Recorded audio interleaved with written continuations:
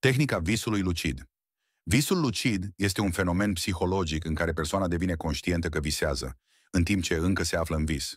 Cu alte cuvinte, mintea ta realizează că realitatea din jur nu e reală și poate interveni. Studiile arată că aproximativ 50 și 5% dintre oameni au avut cel puțin un vis lucid în viață, iar 23% îl experimentează în mod regulat. Dar partea interesantă e că visul lucid poate fi antrenat. Pasul 1. Reality checks. În timpul zilei, întreabă-te des: visez acum? Uită-te la un ceas sau la text scris. În vis, detaliile se schimbă sau apar distorsionate. Pasul 2. Jurnalul de vise. Scrie în fiecare dimineață ce ți amintești. Asta îți antrenează memoria onirică și îți crește șansa de a deveni conștient în vis. Pasul 3. Intenția.